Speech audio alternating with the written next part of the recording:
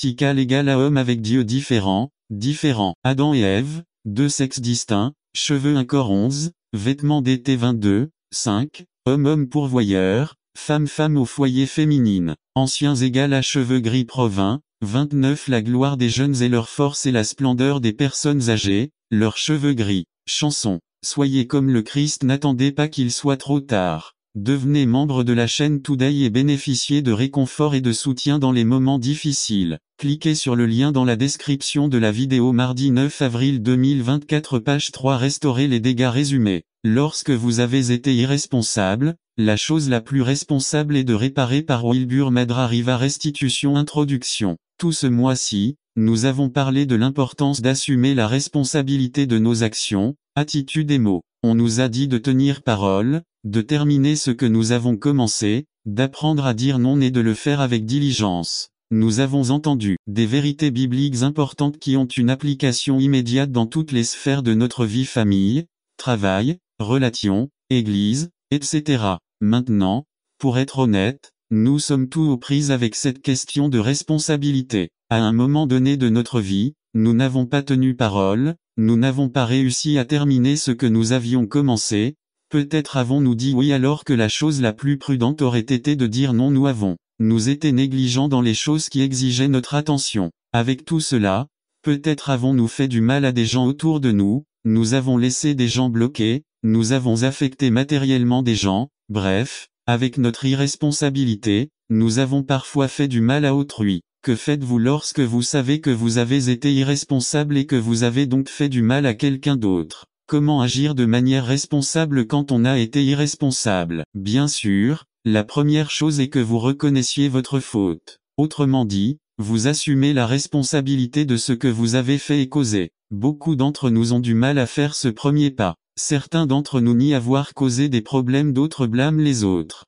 D'autres encore tentent de se justifier ou d'excuser leur comportement. Mais en tant que personnes en relation avec le Christ, nous sommes appelés à assumer nos responsabilités, c'est-à-dire reconnaître nos fautes et les dommages que nous avons causés avec une volonté claire de réparer les dégâts. Mais il existe une deuxième étape pour ceux qui veulent être responsables lorsqu'ils ont été irresponsables et c'est ce qu'elle appelle la restitution. Il ne suffit pas de reconnaître que je suis responsable du dommage causé, mais je dois réparer le dommage que j'ai causé. Il ne suffit pas de se confesser et de demander pardon, mais nous devons faire tout ce qui est en notre pouvoir pour restituer ou indemniser la personne affectée pour le dommage que nous avons causé. Bien sûr, nous savons qu'il y a des moments où la perte que nous causons ne peut pas être réparée, mais même dans ce cas, les offensés doivent voir notre volonté claire et déterminée et notre humilité de faire tout ce qui est nécessaire pour tenter de les indemniser pour les dommages causés. Déjà dans l'Ancien Testament, dans la loi de Moïse, on retrouve ce principe de restitution établi.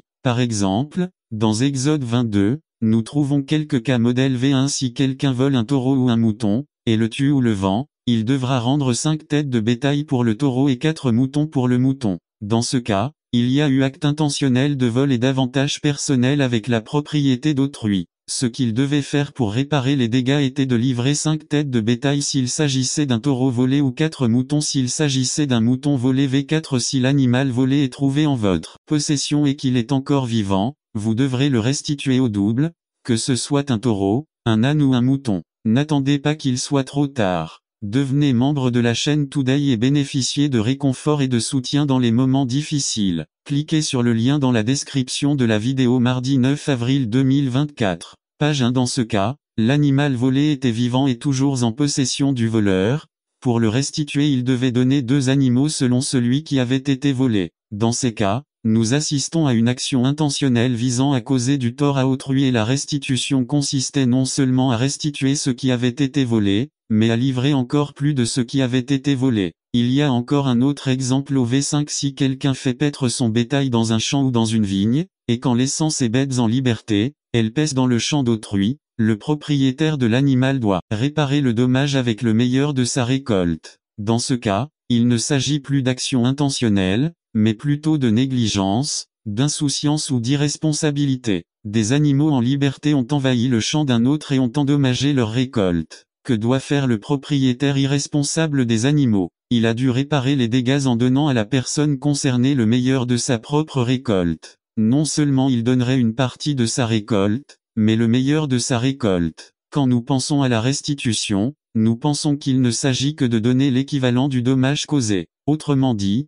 si je vous en ai pris 2, je vous en rends 2 et nous sommes à égalité. Mais lorsque nous analysons les Écritures, nous voyons que la restitution ne consistait pas simplement à réparer les dommages causés intentionnellement ou par négligence. Mais la restitution biblique implique de donner encore plus à l'autre ce que nous avons fait du mal. Si vous m'en avez pris 3, non seulement vous m'en rendez 3, mais vous m'en rendez 3, et un peu plus. Comme nous pouvons le constater, notre sens de la justice ne répond pas aux normes bibliques. Nous pourrions penser, je t'ai déjà rendu ce que je t'ai blessé, nous sommes désormais quittes. Mais le principe qui émane de l'Écriture est bien plus élevé. Nous serons là lorsque je vous réparerai le mal, et un peu plus pour tout ce que je vous ai fait du mal. Selon l'Écriture, une personne est responsable lorsqu'elle a été irresponsable, lorsqu'elle répare le dommage causé non seulement en réparant le dommage, mais en donnant encore plus pour tout ce qui a nui à elle autre personne. Nous voyons ce principe biblique représenté et appliqué dans la vie d'un homme riche de Jéricho. Nous trouvons son histoire dans Luc 19, 1-10.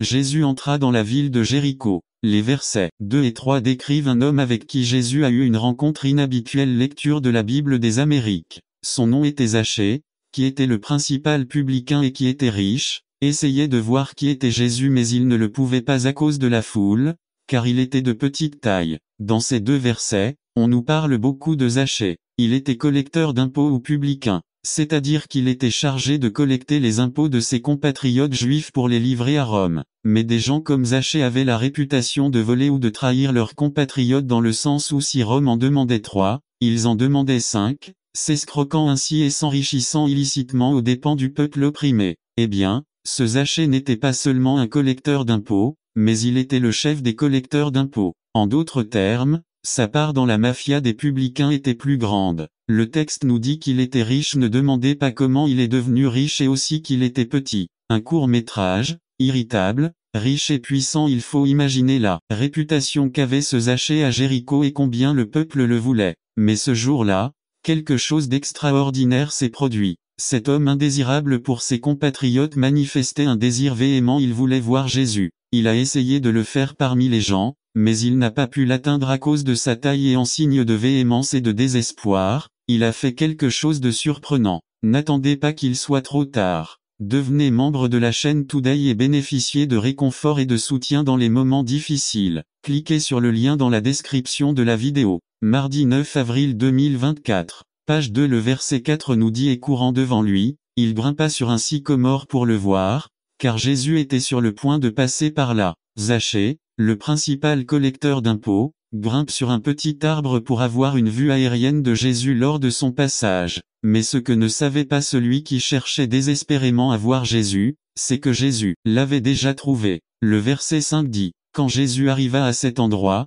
il leva les yeux et dit, Zachée, descends vite, car aujourd'hui je dois rester chez toi. Alors il accourut et le reçut avec joie. C'est la grâce de Dieu en Jésus-Christ qui atteint des personnes insolites, dans des lieux insolites. C'est la grâce de Dieu qui trouve le pécheur et lui offre une relation grandissante et intime. C'était quelque chose d'inouï. Le rabbin, le maître, résidait dans la maison du pire pécheur de Jéricho v7.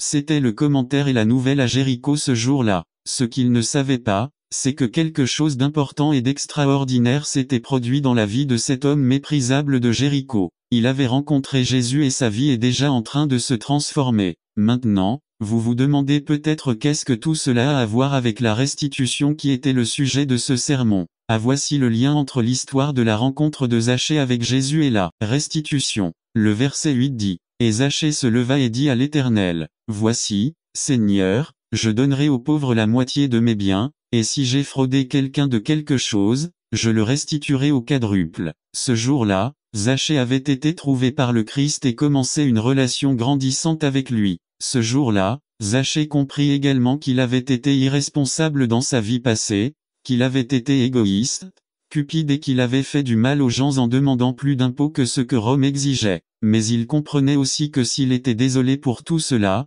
sa vie devait prendre un tournant ou un changement complet. Assumant la responsabilité de ses actions passées, il dit, je donne la moitié de mes biens aux pauvres si avant je prenais, maintenant je donne et là, on voit le principe de restitution. Si je vole quelqu'un, je suis prêt à restituer 4 fois les dégâts causés. Il ne s'agissait pas seulement de restituer ce qui avait été volé ou fraudé, mais il allait obéir au principe biblique de restitution en donnant bien plus que ce qu'il avait pris de manière irresponsable. Zachée comprit ce jour-là que s'il se repentait et commençait une relation grandissante avec Christ, cela devait se refléter dans ses actions, et que la réparation du mal causé aux autres était un signe de repentance sincère dans son cœur. Parce que lorsque nous avons été irresponsables, la chose la plus responsable que nous puissions faire est de rendre l'appareil. Oui, frère, quand vous avez été irresponsable, la chose la plus responsable est de restituer. Nous échouerons tous de manière irresponsable à un moment donné à tenir parole, à terminer ce que nous avons commencé, à dire oui, et nous échouerons parce que la chose prudente aurait été de dire non, de ne pas faire avec diligence les choses que nous devons faire. Mais, lorsque cela se produit, ne vous cachez pas, ne vous enfuyez pas, ne vous excusez pas et ne vous justifiez pas, ne blâmez pas les autres, mais assumez votre responsabilité et réparez les dégâts. Parce que quand on a été irresponsable, la chose la plus responsable est de restituer. Regardez les paroles de Jésus au verset 9 à 10 en réponse à l'évidence de repentance que Zachée donnait lorsqu'il voulait réparer ceux qui lui avaient fait du tort. Et Jésus lui dit, « Aujourd'hui, le salut est venu dans cette maison, car il est aussi le fils d'Abraham, car le Fils de l'homme est venu chercher et sauver ce qui était perdu. » Les paroles de Zachée prouvaient que la grâce de Dieu l'avait atteint et que sa transformation intérieure avait commencé. Ce jour-là, Zachée connut la grâce de Dieu et le pire des pécheurs de Jéricho devint disciple de Jésus. Le Fils de l'homme avait retrouvé ce qui était perdu. Si nous aussi avons été touchés par cette merveilleuse grâce de Dieu, nos vies donneront également la preuve d'une véritable repentance. Par la grâce de Dieu, si vous avez été irresponsable, n'attendez pas qu'il soit trop tard. Devenez membre de la chaîne Today et bénéficiez de réconfort et de soutien dans les moments difficiles. Cliquez sur le lien dans la description de la vidéo. Mardi 9 avril 2024 page 3 montrera que tu es repentant et que tu veux être responsable de la gloire du Christ.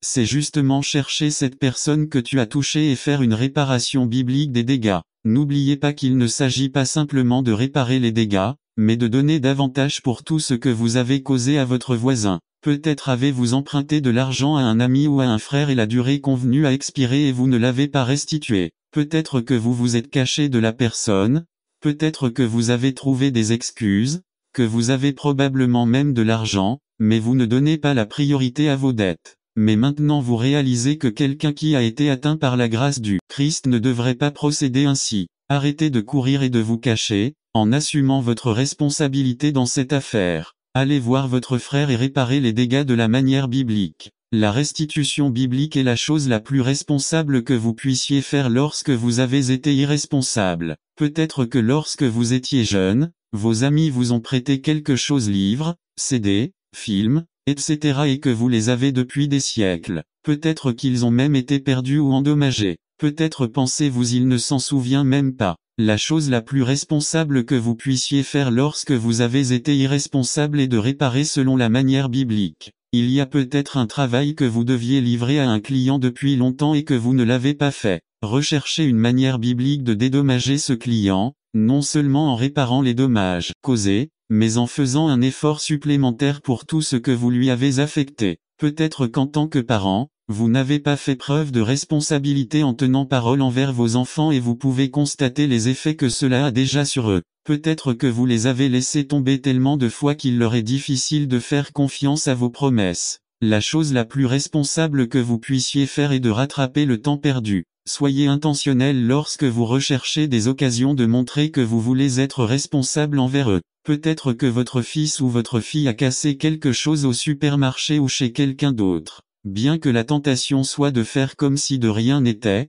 ne cédez pas, soyez responsable et apprenez à votre fils ou votre fille qu'il est nécessaire de réparer le dommage. Même s'il s'agit de quelque chose de trivial comme un verre ou un morceau de verre papier, car l'important n'est pas forcément la valeur de l'objet, mais la pratique biblique de la restitution. Certes, personne n'est exempté de manquer à sa responsabilité, mais ceux d'entre nous qui ont connu la grâce de Dieu en Christ ont été habilités par lui à être responsables dans les cas où nous avons été irresponsables. Les chrétiens ne sont pas des personnes parfaites, mais ce sont des personnes qui, même dans leurs moments les plus bas, peuvent reconnaître la grâce de Dieu et lui obéir, même si cela est difficile. C'est pourquoi, frères, si nous avons échoué, assumons avec humilité notre responsabilité et réparons les dégâts selon la voie biblique. La restitution est le fruit d'une véritable repentance et la promesse est que le Seigneur accorde une plus grande grâce à ceux qui s'humilient devant lui et écoutent sa parole pour la gloire du Père. N'attendez pas qu'il soit trop tard.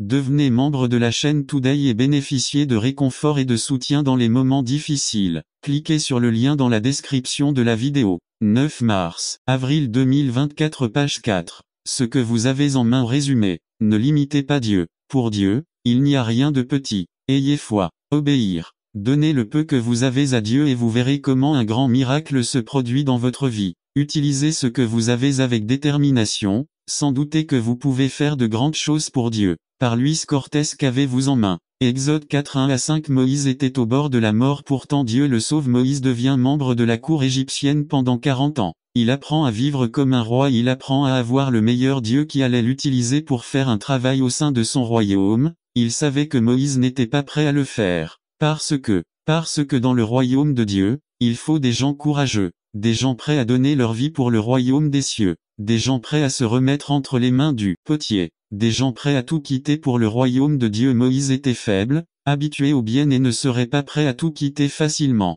Alors Dieu décide de le préparer à son service et après avoir vécu à la cour, il l'emmène au désert. Personne ne peut servir le Seigneur sans avoir traversé le désert. Le désert est un endroit que personne n'aime. La vie dans le désert c'est difficile, plein de travail et de discipline. Scorpions, serpents, insectes, chaleur et froid dans le désert, il faut se lever tôt pour travailler, rien ne peut être gaspillé, pas une goutte d'eau. Dieu sait que si nous obtenons un diplôme universitaire du désert, nous pouvons tout faire sans pleurnicher mais ami. Dieu nous apprend à utiliser et à nous adapter à ce que nous avons sous la main. Et Dieu veut que nous utilisions ce que nous avons entre nos mains. Exode 4:2. À beaucoup d'entre nous veulent travailler pour Dieu mais sont très à l'aise, avec une belle église, un bon groupe de louanges, où il n'y a pas de problème. N'attendez pas qu'il soit trop tard. Devenez membre de la chaîne Today et bénéficiez de réconfort et de soutien dans les moments difficiles. Cliquez sur le lien dans la description de la vidéo. Mardi 9 avril 2024 page 1. Une église sans péché. Donnez-moi le don d'être le meilleur prédicateur. Nous sommes comme Moïse, habitués à avoir tout le confort, mais Dieu veut que tu travailles avec ce que tu as en main, avec ce qu'il t'a donné. Dieu demande à Moïse: qu'est-ce que tu as en main? Et Moïse s'étonne et lui dit: une verge simple et sale avec laquelle je nourris les moutons de mon beau-père. Peut-être qu'à ces moments-là Moïse a pensé: à quoi peut servir cette tige qui a déjà 40 ans, une bûche que j'ai trouvée et qui est déjà usée. Beaucoup pensent que ce qu'ils ont est très peu. Être que tu n'as que un tambourin ou un guiro, utilise-les pour la gloire de Dieu. Ta voix, utilise-les pour la gloire de Dieu. Tes mains, utilise-les pour la gloire de Dieu. Tes pieds, utilise-les pour la gloire de Dieu. Les jeunes, utilisez-les pour la gloire de Dieu. Un peu de force, utilisez-le pour la gloire de Dieu. Des idées, utilisez-les pour la gloire de Dieu. Un sourire, utilisez-le pour la gloire de Dieu. Un grand cœur, utilisez-le pour la gloire de Dieu. Rappelez-vous que le Seigneur peut faire beaucoup avec peu. Un garçon, 5 pains et 2 poissons. Jean 6, 9. La veuve de Sarepta, une poignée de farine et un peu d'huile. 1 Roi 17, 12. Une femme veuve, un peu d'huile. 2 Rois 4, 2-3. David tue Goliath. 5 Pierre Lisa. 1 Samuel 17, 40. Certaines causes qui nous empêchent d'utiliser ce que nous avons entre nos mains sont ne pas terminer ce que nous commençons. À grand est l'art de commencer quelque chose, mais plus grand est l'art de le terminer. Ecclésiaste 7-8 dit: mieux vaut la fin d'une entreprise que son début. Nous sommes enthousiasmés par quelque chose qui nous motive et après l'avoir démarré, nous nous décourageons, et disons: il a échoué. Plus de 1000 expériences avant de faire fonctionner l'ampoule. Jésus a terminé tout ce qu'il avait commencé. Il a commencé un ministère dont il savait qu'il mènerait à sa mort et sans attendre qu'il soit trop tard. Devenez membre de la chaîne Today et bénéficiez de réconfort et de soutien dans les moments difficiles. Cliquez sur le lien dans la description de la vidéo. Mardi 9 avril 2024 page 2. Mais je l'ai terminé. Finir quelque chose est difficile, mais il faut le terminer. C'est combien de fois avons-nous commencé quelque chose sans le terminer? Exercice, objectif, projet, travaux, études. Et cependant, le Seigneur termine tout ce qu'il commence, étant convaincu de cela,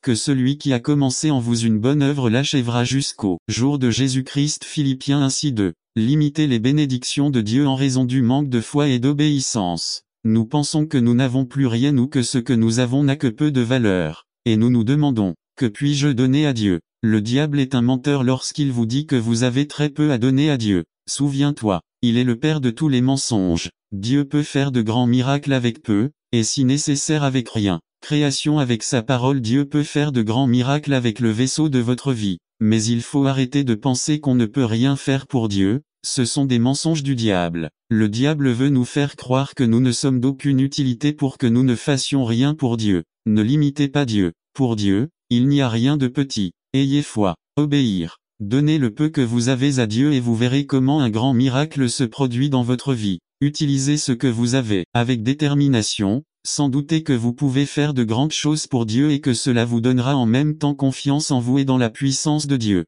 Rappelez-vous qu'avec un simple bâton, Moïse a conduit le peuple à faire des merveilles, des miraculeuses, a donné de l'eau à séparer la mer Rouge. Imaginez tout ce que vous pouvez faire pour la gloire de Dieu avec ce que vous avez en main. Arrêtez d'être médiocre et servez le Seigneur avec zèle et volonté et il vous récompensera dans tous les domaines de votre vie. Illustration. Qu'aimeriez-vous faire pour Dieu? 1. Si je le voulais, je pourrais aider cette église à devenir l'église la plus évangélique du monde entier. 2. Si je le voulais, je pourrais rendre visite aux membres de cette église qui sont malades et prier pour eux. 3. Si je le voulais, je pourrais faire preuve de plus de dévotion dans les services d'adoration et les études bibliques. 4. Si je le voulais, je pourrais tirer davantage parti de la prédication, en acceptant la vérité lorsqu'elle souligne certaines de mes faiblesses. 6. Si je le voulais, je pourrais parler du Christ aux autres pour les orienter vers le salut et que mes fruits parleront de lui. N'attendez pas qu'il soit trop tard. Devenez membre de la chaîne Today et bénéficiez de réconfort et de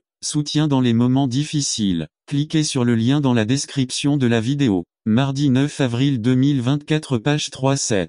Si je le voulais, je pourrais m'efforcer de promouvoir l'harmonie dans l'église. 8. Si je le voulais, je pourrais offrir tous les dimanches, au fur et à mesure que je prospère, aidant ainsi l'œuvre du Seigneur. 9. Si je le voulais, je pourrais vivre chaque jour au service du Seigneur. Naturellement, tout cela dépend de ce que j'aimerais faire, sachant que j'ai la capacité que Dieu m'a donnée d'être un instrument utile pour lui, afin qu'il puisse me remplir de son huile d'onction pour le ministère qu'il veut me donner. Mais la question est, qu'est-ce que je veux vraiment faire? N'attendez pas qu'il soit trop tard. Devenez membre de la chaîne Today et bénéficiez de réconfort et de soutien dans les moments difficiles. Cliquez sur le lien dans la description de la vidéo. Mardi 9 avril 2024 page 4. Courir la course résumée. Un exemple pratique de la course que nous avons été appelés à courir avec le Christ et un appel à y continuer. Par Marco Vinicio Villatoro. Courons la course. Une compagnie 9, 24 BPD. Ne savez-vous pas que dans le stade tout le monde court,